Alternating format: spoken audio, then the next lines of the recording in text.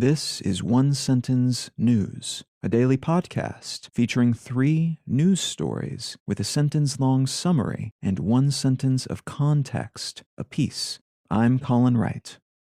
This is a sponsored message. I've been using Anchor as my podcast host for a while now, and it's been a pleasure to use. Anchor offers benefits that most other hosts do not. It's free to use, but it also has a collection of tools that allow you to create a podcast completely within the Anchor website or smartphone app. They distribute your show to Apple Podcasts, Spotify, and all the other distribution channels without any additional effort on your part, and you can make money from your podcast without any minimum audience size. So you can use it as a more traditional podcast host like I do, but it's also got everything you need to start a podcast from scratch. If you're keen to give it a shot, download the free Anchor app or go to anchor.fm to get started.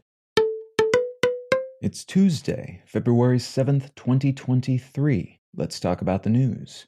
From the New York Times, earthquake kills at least 2,900 people in Turkey and Syria.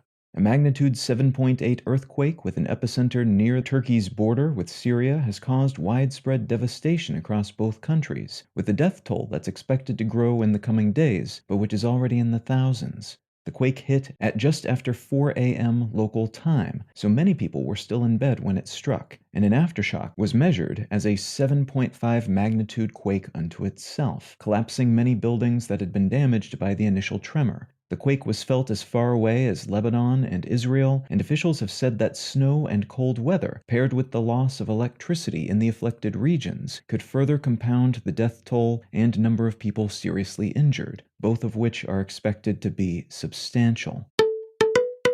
From BBC News, officials fear explosion near Ohio train derailment site. A train carrying hazardous materials derailed in East Palestine, Ohio, late Sunday evening, starting an as-of-yet uncontrolled fire and sparking concerns about a large explosion and local contamination. Officials are directing people within a mile of the crash site to leave immediately, under threat of arrest, as if the train explodes it could rain deadly shrapnel on everything within that radius. There are also concerns that the hazardous chemicals aboard the train could leak into the ground or be vaporized into the air by that potential explosion. It's not yet known what caused the derailment, but we do know that 10 of the 20 cars aboard the train that contained hazardous materials were among those that derailed.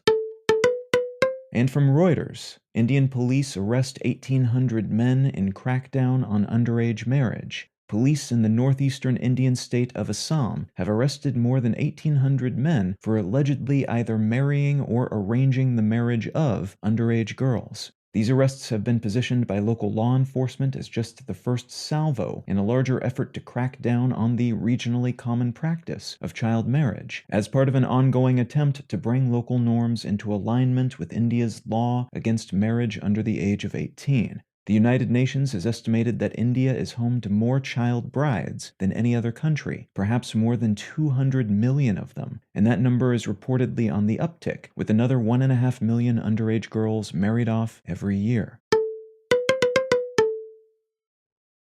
If you're finding some value in One Sentence News, consider leaving a quick review wherever you get your podcasts and/or sharing the show with a friend. You can find out more about this show or subscribe to the email version at onesentencenews.com, and you can support this and other related projects, like the Let's Know Things and Brain Lenses podcasts, at understandery.com.